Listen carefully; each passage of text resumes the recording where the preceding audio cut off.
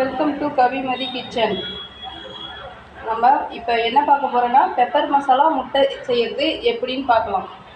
வீடியோக்குள்ளே போகலாம் வாங்க. நம்ம பெப்பர் மசாலா முட்டை கிரேவி எப்படி செய்யுதுன்னு பார்க்கலாம். 2 தக்காளி, ஒரு 2 பச்சை மிளகாய் போட்டு நல்லா அரைச்சிக்கணும். தண்ணி ஊற்றாமல் அரைச்சிக்கணும். எண்ணெய் ஊற்றிக்குங்க. பொடியாக நறுக்குன பெரிய வெங்காயம் 2 நல்லா பொன்னிறமாக வதக்கி எடுத்துக்குங்க.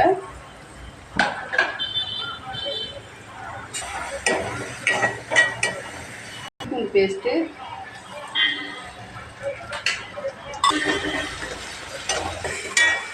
இந்த அளவுக்கு வதங்கணும். வதங்கினதுக்கப்புறம் வச்ச தக்காளி பச்சை மிளகாவை இதில் ஊற்றிடணும். பச்சை வாசனை போகிற அளவுக்கு நல்லா வதக்கணும். ஜீரகத்தூள் 1/2 ஸ்பூன்,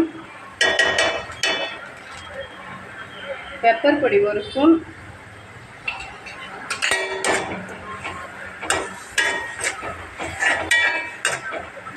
தனி மிளகாத்தூள் 1/2 ஸ்பூன், மல்லித்தூள் 1/2 ஸ்பூன். சிம்மில் வச்சுருவீங்க. அது நான் 4 முட்டை வச்சு வச்சுருக்கேன். இது நல்லா பாதியாக நல்லா அழகாக கட் பண்ணிக்கோங்க. இந்த மாதிரி கட் பண்ணி வச்சுக்கணும்.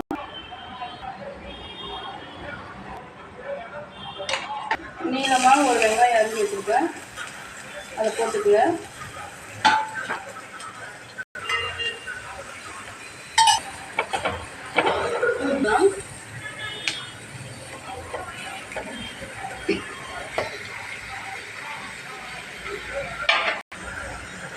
பெப்பர் பொடி லைட்டாக இருந்தால் தூவிடுங்க.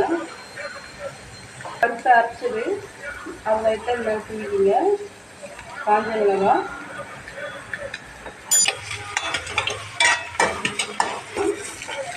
இந்த மாதிரி திருப்பி போடணும். இந்த மாதிரி திருப்பிட்டுக்கணும். பாருங்க, இந்த மாதிரி இருக்குது. இதில் முட்டையை எடுத்து போட்டுக்க வேண்டியதான்.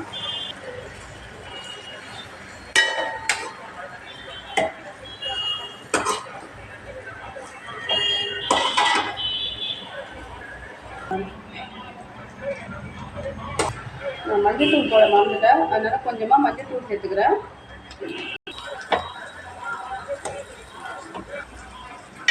நான் ஏற்கனவே வெங்காயம் வாங்கும்போது சால்ட்டு போட்டேன், இருந்தாலும் இப்போ லைட்டாக சால்ட்டு போட்டுக்கிறேன். பாருங்க, முட்டை ரெடி ஆகிடுச்சு.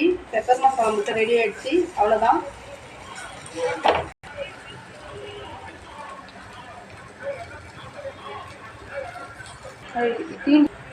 பெப்பர் முட்டை மசாலா ரெடி ஆகிடுச்சு. இந்த வீடியோ உங்களுக்கு பிடிச்சிருந்தா லைக் பண்ணுங்கள், கமெண்ட் பண்ணுங்கள், உங்கள் ஃப்ரெண்டுக்கெல்லாம் ஷேர் பண்ணுங்கள். மறக்காமல் சப்ஸ்கிரைப் பட்டன் அழுத்திடுங்க. பாய். அடுத்த வீடியோவில் பார்க்கலாம்.